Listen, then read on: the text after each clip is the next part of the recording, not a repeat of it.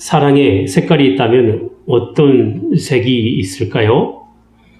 오늘 본문 4절부터 시작되는 사랑의 여러 가지 특성을 통해서 우리가 알 수 있는데요. 그것은 바로 사랑은 오래 참고 또 온유하며 시기하지 않고 자랑하지도 않고 교만하지도 않고 또 무례하지도 않고 자기의 유익을 구하지도 않고 성내지 않고 악을 생각지 않고 불의하지 않고 진리를 기뻐하고 모든 것을 참고 견디며 믿고 바라는 것이 바로 사랑이 가지고 있는 색깔이다, 이렇게 말할 수 있을 것입니다. 참으로 여러 가지 색을 가지고 하나를 표현할 수 있는데 사랑이 바로 그런 여러 가지 특성을 소유하면서 하나된 사랑을 나타내고 있다는 것입니다. 그리고 이러한 여러 가지 사랑의 특성은 어느 하나라도 빠질 수 없는 함께 공유해야 될 특성입니다. 더 나아가 이 사랑이 소유하고 있는 여러 가지 특성이라는 것이 교회를 세워가면서 하나 되도록 힘쓰임 받는 은사의 아주 중요한 원리로 작용이 된다는 것이죠. 그러므로 각자의 특성에 따라 사랑의 은사가 사용되는 것은 모든 은사가 더 풍성하고 더 분명하게 나타낼 수 있는 소중한 원동력이 된다, 이렇게 말할 수 있을 것입니다. 오늘의 말씀도 지난주에 이어서 사랑의 은사와 관련된 이야기를 함께 나눠보도록 하겠습니다. 특별히 오늘의 이야기는 사랑의 은사가 영원하다라는 것과 절대적으로 변하지 않는다라는 사실을 다른 은사와의 비교를 통하여 설명하면서 그 어떤 무엇이라도 소중한 은사로서의 사랑을 함께 알아가고자 하는 것이죠. 자, 우선 첫 번째로 진정한 사랑은 다른 은사처럼 한시적이지 않고 영원히 존재한다라는 것입니다. 8절 말씀을 보겠습니다. 사랑은 언제까지든지 떨어지지 아니하나 예언도 패하고 방언도 그치고 지식도 패하리라. 초대교회에서는 이제 막 신약교회로 시작하는 시점에서 하나님의 교회를 세워가는데 특별한 은사가 필요했습니다. 그것은 요엘 선지자의 예언에 따라 성령 강림 때 나타난 은사였으며 교회에서 한시적으로 사용하게 된 것입니다. 그런데 사도 바울은 이렇게 한시적으로 사용했던 은사가 없어지거나 그치거나 사라지게 된다라는 것입니다. 시대마다 나타난 하나님의 구원의 역사는 그 당시 시대와 형편에 따라 다르게 나타내 보이셨습니다. 그것은 바로 오실 그리스도를 약속하는 구약시대의 구원 역사고, 또 이제는 세상이 끝날 날에 다시 오실 그리스도를 약속하시는 신약시대의 구원 역사로 나눠지게 됩니다. 자, 구약 성경에 등장하는 하나님의 구원의 역사는 노아 시대 홍수 사건으로 나타났으며, 모세 때에는 출애굽 사건으로, 또 이스라엘 왕정 시대에는 다스리는 왕들과 하나님의 말씀을 전하는 선자들을 통하여 하나님의 구원을 보여주셨습니다. 그리고 하나님의 약속에 따라 구원의 주님으로 오신 예수 그리스도께서는 하나님의 구원을 공생의 사역의 그 기사와 이적과 말씀으로 분명하게 나타내시고, 또 그의 제자들의 사역을 통해 교회를 세워가게 하시고, 이제는 신약교회를 통하여 하나님의 나라를 확장시켜 나가도록 하셨던 것입니다. 하나님께서는 이렇게 하나님의 구원을 시대에 쓰임받는 일꾼과 또 독생자 예수 그리스도를 통하여 나타내셨던 것입니다. 이토록 하나님께서 당신의 구원을 인간들에게 약속하시고 또 오고 오는 세대를 통하여 나타내신 그 이유가 과연 무엇이었습니까? 그것은 바로 이 세상을 만드신 하나님의 사랑 때문입니다. 죄로 말미암아 죽을 인생을 위하여 예수 그리스도를 통한 구원을 이루시라는 그 하나님의 놀라운 사랑이 시대마다 사람들을 통하여 말씀으로 선포하시고 또 약속하시고 나타내 보이신 것입니다. 그래서 시대마다 각양 다른 사건들을 통하여 하나님의 구원을 나타내 보이셨지만 거기에는 항상 변하지 않는 하나님의 사랑이 존재한 것입니다. 결코 하나님의 사랑이 없이는 하나님의 구원 약속에 따라 사람마다 쓰임받는 특별한 은사도 아무런 의미가 없게 되는 것입니다.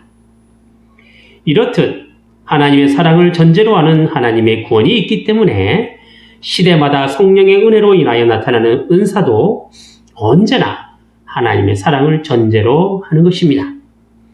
결국엔 시대마다 필요에 따라 사용된 은사는 한시적이었다 하더라도 사랑은 언제까지 변하지 않고 영원한 하나님의 은사가 되는 것입니다. 오늘 본문에는 한시적인 은사에 대하여 예언과 방언과 지식의 은사를 이야기하고 있습니다. 여기 예언의 은사는 일반적으로 사람의 앞일을 알려주는 그런 차원에서의 은사가 아니라 하나님께서 이루어가실 일들에 대한 약속과 또 그 작정이 어떻게 될 것인가를 알려주는 계시의 차원에서의 은사가 됩니다. 그러므로 이러한 은사는 하나님의 계시가 완성되면 중단이 되고 마는 은사입니다. 결국 하나님 계시의 완성은 성경이 온전하게 기록된 것으로 완성되었기 때문에 더는 예언의 은사가 쓸모가 없게 되는 것입니다. 방언의 은사도 마찬가지로 성령 강림을 통하여 나타나 초대교회를 세워감에 있어서 개인적인 유익이 되는 은사였지만 하나님의 계시가 이제 성경을 통하여 완성되어서 더는 필요가 없기 때문에 그쳐지게 되는 것입니다. 더불어 지식 은사도 하나님의 예언과 관련된 지식이기 때문에 하나님의 예언이 성경을 통해서 완성되면 그것도 마저 다 사라지게 되는 것입니다. 그래서 9절과 10절에는 이렇게 기록하고 있습니다. 우리가 부분적으로 알고 부분적으로 예언하니 온전한 것이 올 때에는 부분적으로 하던 것이 패하리라 했습니다. 하나님의 계시는 신약 성경이 완성되기 이전에는 사도들과 은사를 받은 사람을 통하여 하나님의 말씀이 부분적으로 나타났습니다. 이것은 하나님의 계시가 때로는 편지나 사도의 글이나 혹은 말로써 흩어져 있는 교회를 향하여 주어지게 되었음을 말해주고 있는 것이죠. 그렇기 때문에 분명한 하나님의 계시임에도 불구하고 온전하게 하나님의 말씀으로 기록되거나 혹은 믿음의 사람인 교회가 다 공유할 만한 내용이 되지 못했던 것입니다. 하지만 이렇게 부분적으로 나타났던 하나님의 계시가 성경을 통하여 온전한 지식으로 지금 우리에게 소유하게 되고 또 기록된 성경으로 온 교회가 공유할 만한 내용으로 주어지게 된다면 그때는 온전한 하나님의 말씀에 따라 부분적인 것들이 더는 필요가 없게 되는 것이죠. 본문에 부분적으로 알았다라는 표현은 불완전하다라는 의미로 사용되기 때문에 완전한 성경이 나타날 때 부분적이고 불완전한 은사가 더는 사용할 필요성이 없게 된다라는 것입니다. 따라서 우리는 완성된 하나님의 말씀인 성경을 가지고 있어서 하나님의 계시를 개인적으로 받았다라는 것을 주장하거나 혹은 온전하게 하나님의 말씀을 성경으로 가지고 살아가는 우리에게 있어서 이미 그쳐버린 방언이나 예언이 아직도 은사로 존재한다라는 것에서부터 벗어나야만 합니다. 이미 완성된 계시를 받은 우리가 더는 필요가 없는 것에 매달리거나 그것을 주장할 이유가 없기 때문에 그렇지요. 우리는 완성된 계시인 하나님의 말씀을 통하여 하나님의 구원의 역사를 알아가게 되고 또 경험하는 것으로 이미 충분합니다. 하나님께서는 성경을 통하여 하나님의 교회가 구원의 온전한 지식을 소유할 수 있도록 허락하셨습니다. 이는 예수 그리스도를 통한 하나님의 구원이 오고 오는 후손을 통하여 교회를 세워가며 또 하나님의 말씀인 성경을 온전한 복음으로 받아 구원에 이르는 그 지혜를 얻게 하셨기 때문에 그렇습니다. 그러므로 우리의 구원을 위하여 이미 사라지거나 그쳐버린 것을 성령께서 주신 은사라고 굳이 따라할 필요가 없게 된 것이지요. 사도 바울은 이렇게 완성된 계신 하나님의 말씀을 가지고 교회를 이뤄가는 성도들을 향하여 어린아이에서 장성한 사람으로 자라나는 과정을 빗대어 설명을 하고 있습니다. 그래서 우리가 두 번째로 알아야 할 사실은 장성한 사람은 불완전한 어린아이의 것을 버려야 한다라는 것입니다. 11절 말씀을 보겠습니다. 내가 어렸을 때에는 말하는 것이 어린아이 같고 또 깨닫는 것이 어린아이와 같고 생각하는 것이 어린아이와 같다가 장성한 사람이 되어서는 어린아이의 일을 버렸노라 했습니다. 여기 어린아이와 같다라는 것이 무슨 어린아이가 사람으로서 완전하지 못하다라는 뜻은 분명 아닙니다. 어린아이든지 어른이든지 하나님의 사람으로서의 인격은 동정하고 또한 완전합니다. 오히려 어린아이 때의 세상을 바라보는 것이나 생각하는 것이 더 맑고 깨끗해서 예수님께서는 어린아이와 같은 신앙을 갖지 않으면 천국에 들어갈 수 없다고까지 말씀하셨습니다. 그만큼 순수한 신앙을 어린아이와 빗대어 말씀하셨던 것이지요.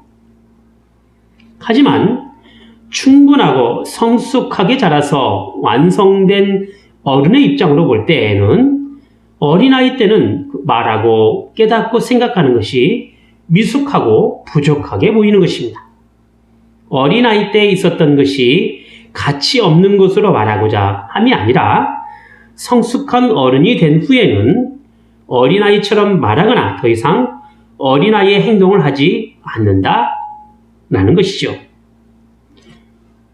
물론 초대교회가 세워질 때는 초자연적인 현상을 동반한 은사가 하나님의 교회로 세워갔던 것은 분명합니다.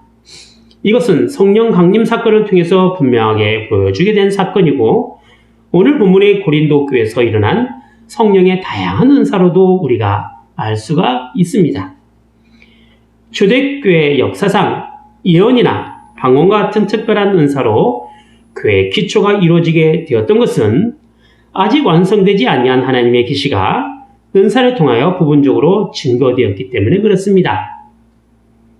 그러나 이제 완성된 하나님의 말씀과 그 계시를 통하여 하나님의 뜻이 온전하게 드러나게 되면 더는 초자연적인 현상을 통하여 하나님의 교회가 세워가지 않게 됩니다. 하나님께서 시대마다 필요한 은사를 주셨던 것처럼 초대교회에서는 특별한 은사를 주셔서 충분하게 교회의 기초를 다져놓게 하셨지만 하나님의 계시가 성경을 통해서 완성된 이후에는 계시에 따라 하나님의 구원을 경험하고 살아가게 되는 것입니다. 따라서 더 이상 과거에 하나님께서 특별하게 주셨던 은사에 얽매이거나 집착하면서 살아가야 될 이유가 완성된 계시의 입장에서 볼 때 지금은 없는 것입니다. 마치 장성한 어른이 어린아이의 것을 버리듯이 말이죠. 신앙의 자람이라는 것은 미숙하고 완전하지 못한 상태에서 머무는 것이 아니라 성숙한 모습을 갖는 것에 있으며 온전한 신앙으로 자라나는 것에 있습니다. 그래서 사도 바울은 에베소서 4장 13절부터 15절에 성숙한 신앙을 가진 사람을 사랑 안에서 어린아이의 신앙을 버릴 것을 이렇게 말씀하고 계십니다. 에베소서 4장 13절부터 15절 말씀입니다. 우리가 다 하나님의 아들을 믿는 것과 아는 것에 하나가 되어 온전한 사람을 이루어 그리스도의 장성한 분량이 충만한 데까지 이르리니 이는 우리가 이제부터 어린아이가 되지 아니하여 사람의 괴술과 간사한 유혹에 빠져 모든 교훈의 풍조에 밀려 요동치 않게 하려 함이라. 오직 사랑 안에서 참된 것을 하여 범사에 그에게까지 자랄지라. 그는 머리니 곧 그리스도라 했습니다. 사도 바울은 어린 아이와 같은 신앙을 따라 살아가게 된다면 사람의 괴술과 간사한 유혹과 교훈의 풍조에 밀려 요동할 수 있음을 경고하면서 오직 변하지 않고 영원한 사랑으로 자라날 것을 말씀하고 있는 것입니다. 버릴 것은 어린아이 같은 신앙이고 영원히 소유해야 될 신앙은 사랑 안에서 참된 것을 하는 그 신앙인 것이죠. 세 번째로 하나님의 계시가 지금은 희미하고 부분적이지만 그때는 확실하고 온전하게 알게 된다라는 것입니다. 12절 말씀을 보겠습니다. 우리가 이제는 거울로 보는 것 같이 희미하나 그때는 얼굴과 얼굴을 대하여 볼 것이요 이제는 내가 부분적으로 아나 그때는 주께서 나를 아신 것 같이 내가 온전히 알리라. 자, 여기에 등장하는 거울은 어느 정도 사람의 윤곽을 볼 수 있게 구리로 만든 거울로서 지금 우리가 흔히 보는 유리에다가 수온을 입혀서 명료하게 보는 거울은 분명히 아닙니다. 따라서 희미하게 보인다라는 그 의미는 보는 수준이 구리 거울로 흐리하게 보이는 것을 의미하기 때문에 하나님의 나라의 실체가 온전하게 드러나기 전까지는 하나님의 계시가 희미할 수밖에 없고 부분적일 수밖에 없는 것입니다. 자, 그러면 여기서 말하는 그때는 언제까지일까요? 내가 주님을 온전히 알게 될 때라 했으니 개인적으로 볼 때는 자기의 죽음을 통하여 주님을 만날 때요. 우주적으로 볼 때는 세상 마지막 날인 종말을 말하고 있다 할 것입니다. 자, 거울로 희미하게 보는 것과는 달리 주님과 직접 얼굴을 맞대어 분명하게 대면하는 것과는 분명히 현격한 차이가 있습니다. 그것은 희미함과 부분적이라는 것과는 대조적으로 분명하고 또한 완전한 것이 있습니다. 지금 나타나고 있는 여러 가지 은사를 통하여 알게 될 그 하나님의 은혜가 세상 마지막 날에 완전하게 나타날 그 하나님 나라의 모습과 비교해 볼 때는 여전히 희미한 수준이고 부분적이다라는 것입니다. 물론 교회에서 나타내고 있는 여러 가지 은사는 분명 하나님의 은혜와 구원을 풍성하게 나타낼 수 있는 은혜의 수단이 되기도 합니다. 어쩌면 이제 막 신앙에 입문하는 사람에게 있어서 특별한 은혜의 수단으로 사용되는 각종 은사는 신앙생활을 하는 것에 있어서 남들이 경험하지 못하는 놀라운 체험이 되기도 할 것입니다. 하지만 이러한 은사의 활용이 무분별하게 남용되거나 혹은 이제는 그치거나 사라진 은사를 마치 성령께서 주신 것으로 자칫 오해해서 불건전한 용도로 사용되거나 혹은 신비한 체험의 한 과정으로 여기고 있는 실정이기도 한다라는 것이죠. 지금도 여전히 잘못된 은사주의자들이나 신비주의자들은 하나님의 구원을 이 놀라운 은사 체험이나 특별한 기적을 통해서 알아갈 수 있는 것처럼 믿고 떠들고 있습니다. 하지만 이것은 어린 아이와 같이 사람의 속임수에 빠지는 것과 간사한 유혹과 세상의 풍조에 휩싸일 위험이 있는 매우 미숙하고 어리석은 신앙이 된다라는 것이죠. 반면에 온전한 신앙은 사랑 안에서 참된 것으로 그리스도께 향하여 자라가는 그런 신앙이 되는 것입니다. 그래서 주님께서 우리를 아시는 것과 같이 우리 또한 주님을 아는 것까지 가는 데 있습니다. 물론 우리가 주님께서 아시는 것과 같이 온전하게 우리가 주님을 알아갈 수는 없을 것입니다. 하지만 적어도 완성된 계시의 말씀인 성경을 통해서 우리는 주님을 온전하게 알아갈 수는 있습니다. 왜냐하면 하나님께서 지금 우리에게 하나님의 말씀인 성경을 통하여 하나님을 알아가게 하실 만한 내용을 분명하게 드러내도록 하시기 위하여 수많은 성경의 기록자들을 통하여 기록하도록 하셨기 때문에 그렇지요. 교회를 통하여 나타난 하나님의 은사는 여러 가지가 있습니다. 고린도 전서에 나타난 그 여러 가지 은사가 바로 그런 예가 되는 것이죠. 그리고 이 여러 가지 은사는 한 분 성령님을 통하여 나타나게 된 것이고 하나님의 교회를 세워가며 하나 되게 하는 데 귀하게 쓰임받도록 하셨습니다. 하지만 이런 은사가 영원하고 완전한 사랑이 없이는 아무런 의미가 없습니다. 혹여 다른 은사가 모두 사라진다고 하더라도 사랑만큼은 영원히 존재하는 은사가 됩니다. 물론 우리가 이 땅에 살아가면서 교회를 통하여 임시로 주어진 은사가 있지만 지속해서 나타날 은사는 분명히 또한 있습니다. 이것은 교회에 세워진 질서 가운데 나타날 은사가 됩니다. 우리는 다 같이 택하신 족속이요 왕같은 제사장이요 거룩한 나라요 그의 소유된 백성입니다. 우리 모두 하나님의 은혜에 따라 각양 은사를 받아 교회를 세워가는 사람들이 됩니다.